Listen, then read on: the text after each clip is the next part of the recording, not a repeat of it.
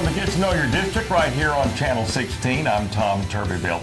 We are visiting today with Sandra Davis. She is the Executive Director of the Bryan Education Foundation, and you've been doing this for how long, Sandra? Years. 15 years. 15 years. Started in 2001. I remember I talked to you over at the home of our good friend Bill Irwin about the time that you started this around 2001. Right. That's right. That's right. Talk a little bit about education foundations. There's a lot of people out there that aren't familiar with the work that they do. They have the question, wait a second, I thought my taxes paid for that. But there's a lot of things that their taxes don't pay for, extra benefits that our students enjoy. You know, I've heard that before. I bet you have. We exist for the school district. We're not necessarily a part of the district per se, as we're not employed or by the district, employed by the foundation, but we exist for the benefit of for the district, and we provide funds for teacher grants. We provide an avenue for people to donate to scholarships and create scholarships for our graduates. But our big project is raising money for these teacher grants so that we can get the money back to the classroom as soon as we can. What are some of the ways you do that? Obviously, you have fundraisers, but you have people that just give regular donations also. Exactly.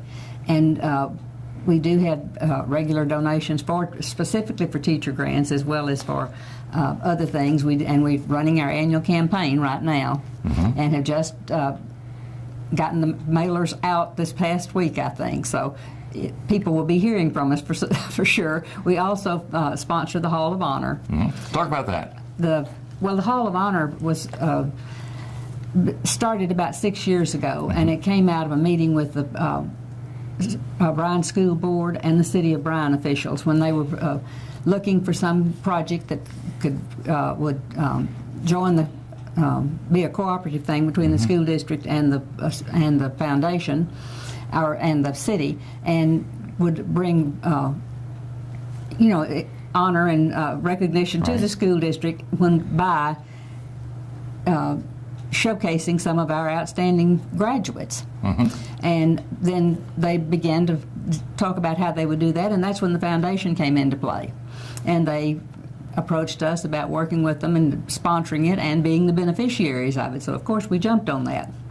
The first time that we did it, we thought, well, if we just break even, that'll be fine. We made a profit. Wow. And we've made more money every year with it. So it's been a really good fundraiser as well as a neat thing to do. One of the most fun we do, I think. Talk a little bit about how much money that you all typically raise, I guess, in a year, and how many events that you have that do raise that money.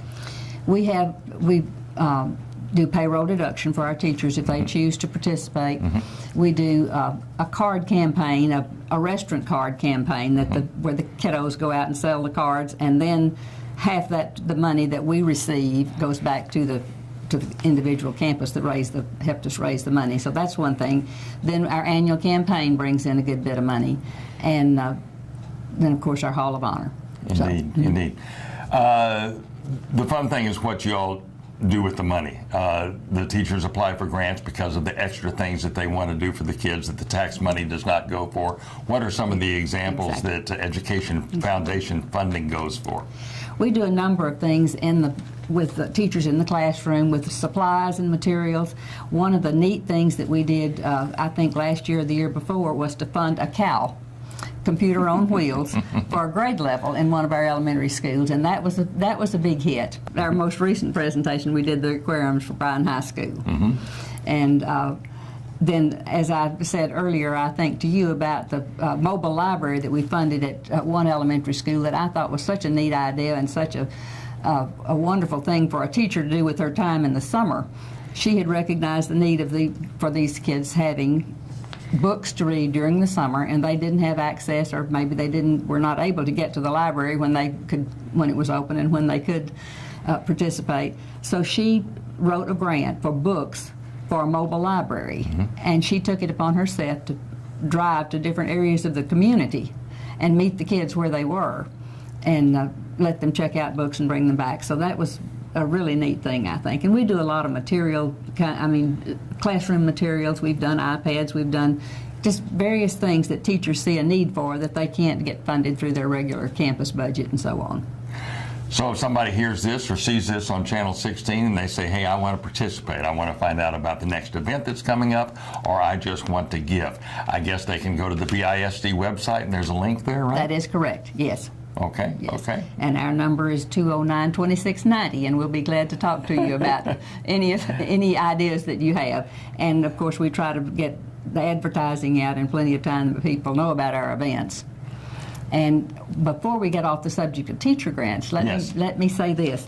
We are right now accepting proposals for teacher grants, and that deadline is September 23rd, I believe.